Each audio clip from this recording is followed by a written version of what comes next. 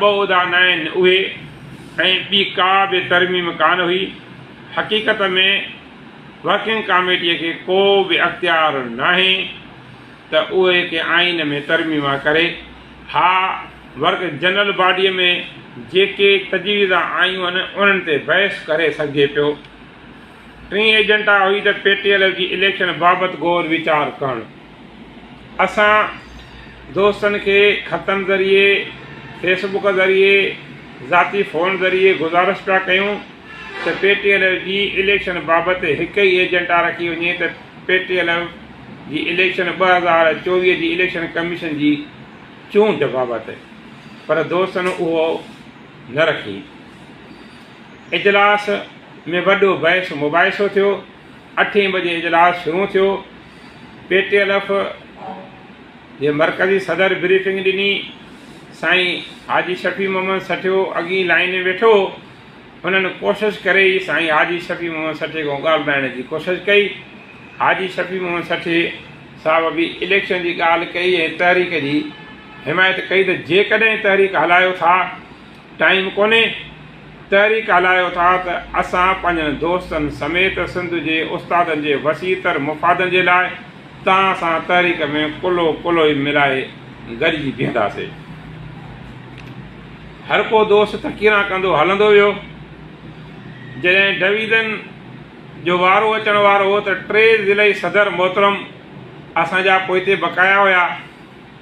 शहीद बेनज़ीराबाद जो ज़िले सदर मोहतरम साईं असांजो भाउ सालिम ख़ान ज़रदारी साहिबु, हैदराबाद ज़िले जो सदर असांजो साईं अली अहमद मंगण साहिबु ऐं नओं शहरो फिरोज़ ज़िले जो सदर मुंहिंजो भाउ पीर मुदबर साहिबु। जॾहिं पीर मुदबर साहिबु तकीर कई त उन चयो त इलेक्शन कमीशन जे लाइ असां ही नाला तजवीज़ कया आहिनि, उन्हनि खे फाइनल कयो वञे।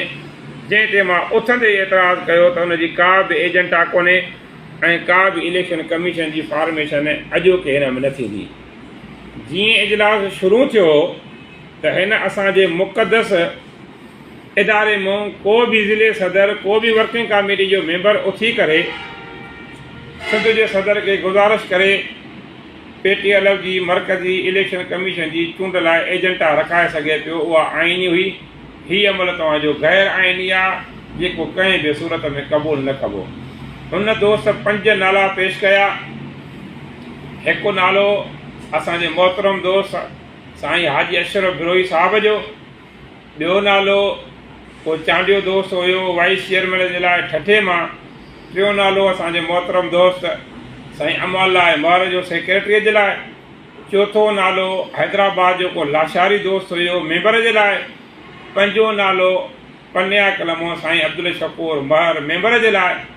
हलंदड़ इजलास में माण्हुनि सां एतिराज़ु कयो त तव्हां सिकंदर जतवी जे ज़िले जो नालो तजवीज़ उन खां नालो वठी भले तजवीज़ न कयो, पर जेको डेकोरम आहे तव्हां सां जेको ज़िले सदर आहे ख़ैरपुर, तव्हां उन को नालो वठो। ख़ैरपुर जे दोस्तनि जो नालो ॾियो, सिंध जे ॿियंदनि जो दोस्तनि जो नालो ॾियो।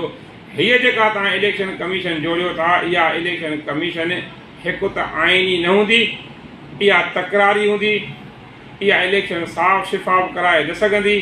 असां हिन खे क़तन क़बूल न कंदासीं। उन खां पोइ दोस्त वर्किंग कमेटीअ जा ज़िम्मेवार दोस्त नंढो ब्रेक थियो, मूंखे ॿाहिरि वठी विया। पहिरियों मोहतरम मुंहिंजो भाउ अमौला महर मूंखे चयो त तव्हां असां पाण में ठहूं। मुंहिंजे लाइ जेको पीर मुज़फ़र साहिबु सेक्रेटरी जो नालो खयो आहे ऐं पन्या कलंदर जेको अब्दुल शकूर महर जो नालो खयो आहे, इन ते पाण रदो बदल करे सघूं था। इहे शयूं तव्हांखे ॾेई सघूं था। मां चयो त तव्हां हिते तव्हां माहौल साज़गार पैदा कयो। मां दोस्तनि खे चयो त तव्हां हमेशह ग़लति बयानी कंदा, मूंखे तव्हां ते को बि एतबार कोन्हे को।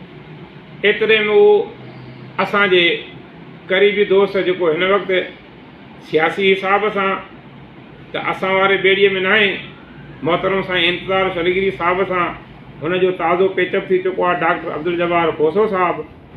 उनखे चयईं त सिकंदर विहार, पर उन बि उनखे पहिरियों जवाबु ॾिनो त ॻाल्हियूं तव्हां पाण में कंदा आहियो, बीहंदा न आहियो।